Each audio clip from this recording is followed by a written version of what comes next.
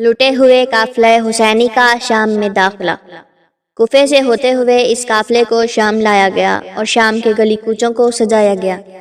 اس طرح سے سجایا گیا کہ جیسے کوئی جشن کا سماں ہو۔ روایات یہ بتاتی ہیں کہ دربار یزید کے قریب لا کر اس قافلے کو کھڑا کر دیا گیا اور اتنی دیر تک کھڑا رکھا کہ پیروں پر ورم آ گیا، اس لیے کہ یزید کا دربار سجایا جا رہا تھا۔ وہ اپنی فتح کا جشن بڑے شان و شوکت سے منانا چاہتا تھا کہ دنیا دیکھے کہ حسین کو شکست ہوئی اور یزید کامیاب ہو گیا، لیکن شاید وہ یہ نہیں جانتا تھا کہ جیت ہمیشہ حق کی ہوتی ہے۔ تبھی تو دربار یزید میں جب امام زین العابدین نے خطبہ دیا تو درباریوں میں ہلچل مچ گئی اور یزید کو اپنا تختہ الٹتا ہوا دکھائی دیا۔ اس نے حکم دیا کہ اذان شروع کروا دو تاکہ یہ خاموش ہو جائے۔ پھر اذان ہوئی، اللہ اکبر، امام خاموش ہو گئے۔ پھر جب مؤذن نے کہا اشہد ان محمد رسول اللہ، تو مولا نے کہا یزید بتا، آج تو سمجھ رہا ہے کہ تیری جیت ہو گئی، لیکن یہ بتا کہ تیرے دربار میں آج کس جد کا نام لیا جا رہا ہے، تیرے یا میرے جد کا؟ دربار یزید میں 700 کرسی نشینوں کا مجمع شرم سے جھکے جا رہا تھا، آنکھوں سے آنسو نکل رہے تھے اور گلے رسی سے چھل رہے تھے، مگر پھر بھی شکر خدا ادا کر رہے تھے۔ الغرض یزید اپنی فتح کے نشے میں مست تخت پر بیٹھا ہوا تھا کہ تشت میں سر حسین آیا۔ یزید نے اپنی چھڑی سے مولا کے دندان مبارک سے گستاخی کرنا شروع کر دی اور بار بار یہ گستاخی کرتا رہا۔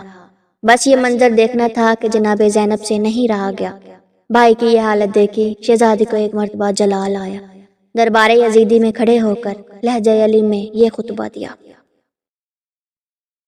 تعریف اللہ کے لیے ہے جو ساری کائنات کا پروردگار ہے، اور درود و سلام رسول و اہل بیت رسول پر۔ کتنی سچائی ہے خداوند عالم کے اس ارشاد میں کہ آخر کار جن لوگوں نے برائیاں کی تھیں ان کا انجام بھی بہت برا ہوا، اس لیے کہ انہوں نے اللہ کی نشانیوں کو جھٹلایا تھا اور وہ ان کی ہنسی اڑاتے تھے۔ کیوں یزید، زمین و آسمان کے تمام راستے ہم پر بند کر کے اور خاندان نبوت کو عام قیدیوں کی طرح در بدر پھرا کر تو نے یہ سمجھ لیا کہ خدا کی بارگاہ میں ہمارا جو مقام تھا اس میں کوئی کمی آ گئی اور تو بڑا عزت دار بن گیا؟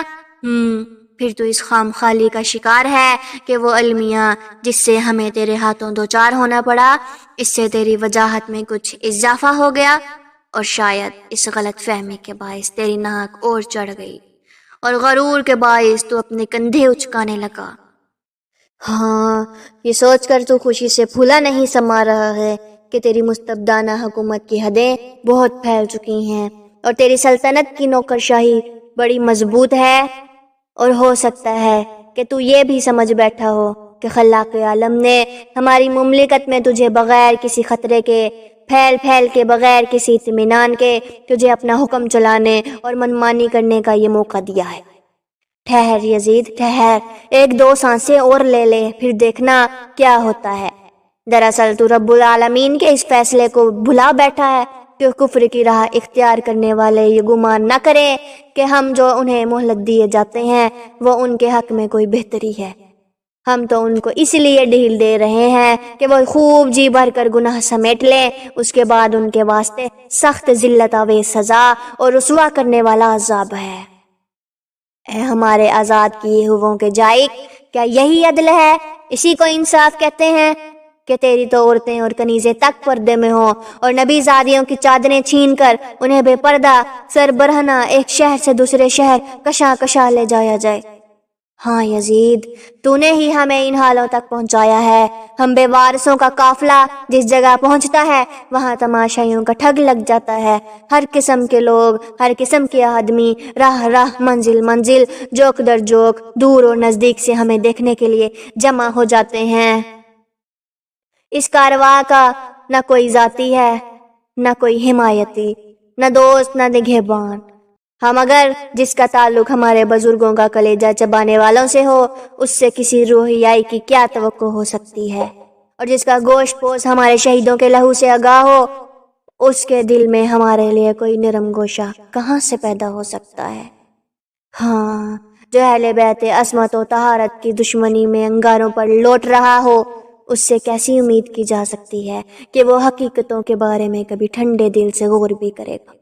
اے یزید، تو احساس جرم کے بغیر اور جس ڈٹھائی سے یہ کہتا جا رہا ہے کہ اگر اس وقت مجھے میرے اسلاف دیکھتے تو کتنے شاد ہوتے، وہ مجھے شاباشی دیتے اور کہتے یزید تیرے دست بازو کو نظر نہ لگے، تو نے محمد کے گھر والوں سے کیا خوب انتقام لیا ہے۔ یزید،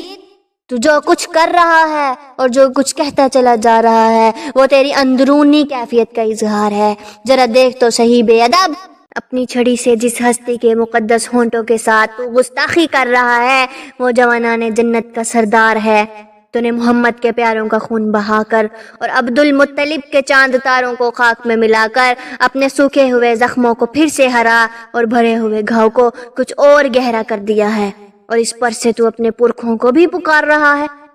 اپنے گڑے ہوئے مردوں کو آواز دے رہا ہے، اور اس سے بے خبر کہ عنقریب تو خود بھی اس گھاٹ اترنے والا ہے جہاں وہ ہیں، اور پھر جب تو اپنے سکوں کے پاس پہنچ جائے گا تو پھر رہ رہ کر تیرا دل یہ چاہے گا کہ کاش نہ زبان میں سکت ہوتی اور نہ ہاتھوں کو جنبش، تاکہ جو کہا ہے وہ نہ کہتا اور جو کیا ہے وہ نہ کرتا۔ پروردگار، تو ان ظالموں سے ہمارا حق دلا دے اور ان ستمگروں سے ہمارے بدلے چکا دے۔ بار الہ، جن جفا شعاروں نے ہمارا لہو بہایا ہے اور ہماری طرف داروں کو قتل کیا ہے ان پر اپنا غضب نازل فرما۔ قسم با خدا، اے یزید، تو نے خود ہی اپنی کال نوچی ہے اور اپنے ہاتھوں اپنے گوشت کی تکہ بوٹی کی ہے۔ بہت جلدی وہ وقت آنے والا ہے کہ تجھے انتہائی ذلت آموز خواری کے عالم میں اللہ کے رسول کا سامنا کرنا پڑے گا۔ تو نے نبی کی ذریت کو خاک و خون میں غلطاں کیا اور ان کے عطرت ان کے پیاروں کو نشانہ ستم بنا کر ان کی حرمت زائل کی ہے۔ یزید، جب تو اپنے ان سنگین جرائم کا بوجھ اٹھائے قیامت کے دن خدا کی عدالت میں پیش ہوگا تو پھر دیکھنا کہ میدان محشر کس عنوان سے ریاض رسالت کے بکھرے ہوئے پھولوں کو اکٹھا کر کے ہر برگ گل کو اما جگائے سچ بہار قرار دیتا ہے، اور وہ منصف حقیقی کس طرح جور و جفا کرنے والے باغیوں سے ہم کو ہمارا حق دلواتا ہے۔ اس پیدا کرنے والے کا ارشاد ہے، جو لوگ اللہ کی راہ میں قتل ہوتے ہیں انہیں مردہ نہ سمجھو، وہ تو در حقیقت زندہ ہے، اپنے رب کے پاس سے رزق پا رہے ہیں۔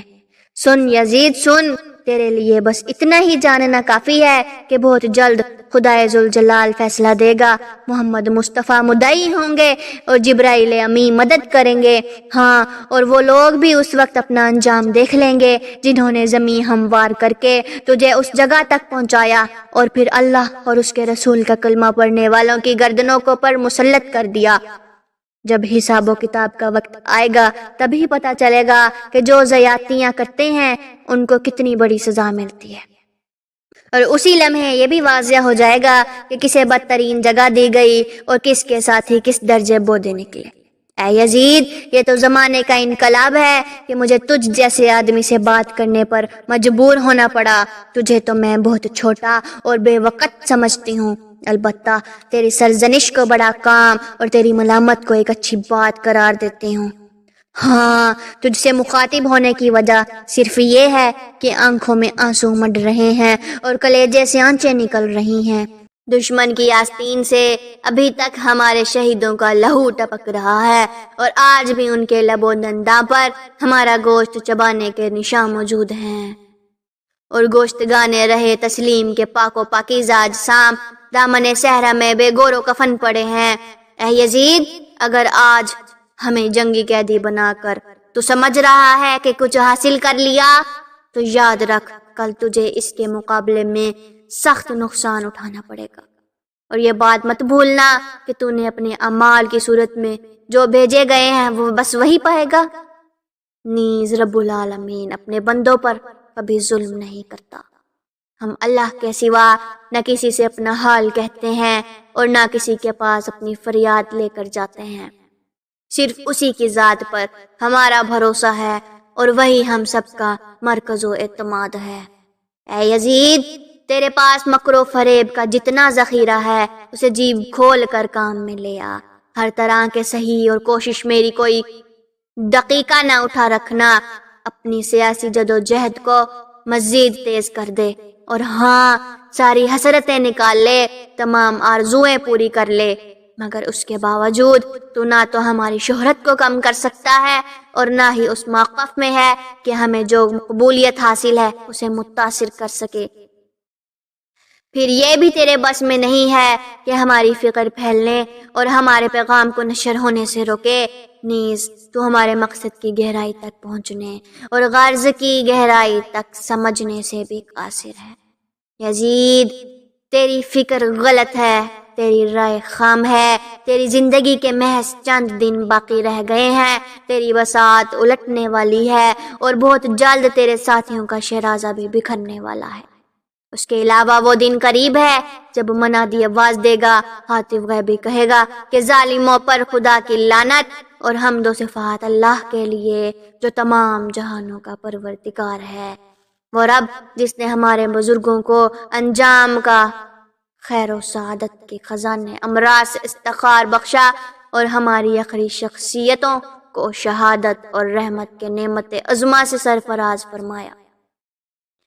یا رب العالمین، ہمارے شہداء کے ثواب کو کمال اور ان کے اجر کو فراواں اور ان کے وارثوں اور جانشینوں کو اپنے حسن کرم سے بہرامند فرما۔